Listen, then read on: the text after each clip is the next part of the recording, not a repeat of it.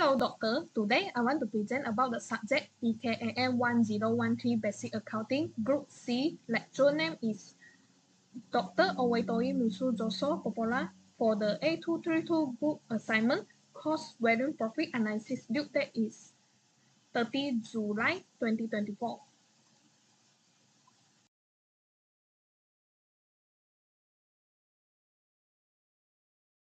So hi and a very good morning. Introduction Cost Volume Profit. Cost Volume Profit (CVP) analysis enables firm to understand how change in expense, both fixed and variable, sales volume and selling prices impact profit. It improves decision making by recognizing the break-even point at which total revenue equal total cost, and it also enhances planning by calculating the required sales volume to reach the targeted profit. CVP helps in cost control by emphasizing the contribution margin, which is the money left over after deducting variable expense to contribute to fixed cost and profit. Okay, so now we have to find the margin per unit and the contribution margin ratio. But before that, we have to determine the fundamental element to solve this question.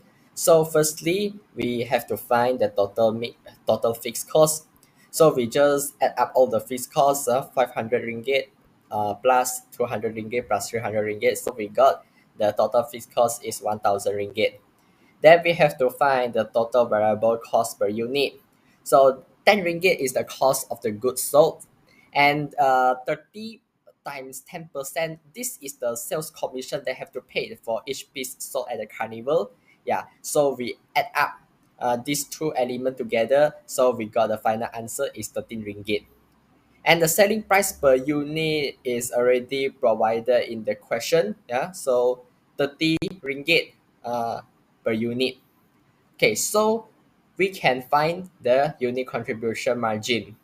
So sales price less the variable cost per unit. So 30 ringgit minus 13 ringgit. So we got the answer 17 ringgit. Now we have to find the contribution margin ratio. So look at the formula. Yeah, contribution margin ratio is equal to the sales price minus variable cost and then divided by the sales. So 30 minus 13, then divided by 30. So we got 56.67%. Okay, so now we have to find the break-even point and the sales revenue. A break-even point is equal to the fixed cost divide unit contribution margin. So 1000 divide 17, we got 58.82. And then we round it up, so we got 59 units. Okay, for the sales revenue is equal to the break-even point multiply selling price per unit. So 59 multiply 30, then we got 1,770 ringgit. For requirement question C, prepare a CVP graph showing the break-even point and the profit or loss area. I already create a graph and used the fixed cost is RM 100, break-even point 59 unit for the X and Y is a 1,770 and total revenue line is a seller price is RM 30 per unit and total cost line is a fixed cost plus variable cost is RM 130. So you can see for the graph, for the loss area is when break-even point is more than the total sellers and total cost, and then for the profit area is break-even point small than total seller and total cost. After then, for the requirement question D, analysis the sensitivity of the profit to change in the seller value. We will already analyze change in the seller value, number of the unit seller affect to the profit. So the table was showing the calculation for the profit at the different seller value within the expected range 50 to 200 unit and assess the profitability. So assessment of the profitability. If profitability increase as the seller value increase, assuming seller price per unit, assess variable cost per unit and the fixed cost conversion. if if total revenue more than the total variable cost, the business is the profitability at the seller value.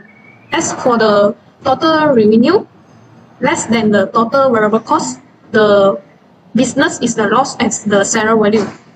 And then it must be the break-even point is when total revenue equal to the total variable cost, which is the including the minimum seller value need to cover all the costs and start for the making profit. So I shall talk about the question E, which is based on your analysis, provide a recommendation on whether the company should participate in the sales carnival and then justify your decision. So from our analysis, the break-even point, company needs to sell at least 59 units to cover the fixed and variable costs. Therefore, the company should participate in the sales carnival if the expected sales unit is more than 59 units.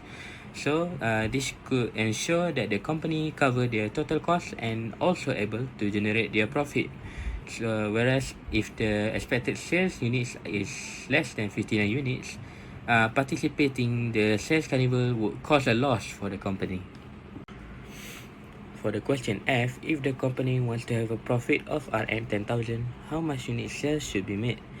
So here our target profit is RM 10,000, and to calculate the required units to sell, we use the formula fixed cost plus target profit divided by unit contribution margin. So that is RM 1000 plus RM 10,000 divided by RM 17. And then we got 647.06 unit. After rounding it up, we got 648 units. So therefore, 648 unit sales should be made by the company to achieve the profit of RM 10,000. In conclusion, we conduct a cost volume profit analysis to determine the feasibility of participant in carnival sale by applying this chapter that we have learned in class. We classified cost by their behavior as a variable cost, fixed cost, and mixed cost. Next, we also do calculate the contribution margin, the contribution margin ratio, and explain how to be useful. Besides that, we should be able to use the unit contribution margin to determine the break-even point, the volume necessary to achieve the target profit. Finally, we discuss use a cost volume profit and a profit volume chart, determine the break-even point and the volume necessary to achieve a target profit. Lastly, we already settled for the group assignment very well, and then for reflection, I think we are learned about the cost volume profit analysis very well, and it was very interesting for me and my teammate. So, thank you very much to my doctor. I hope you have a nice day.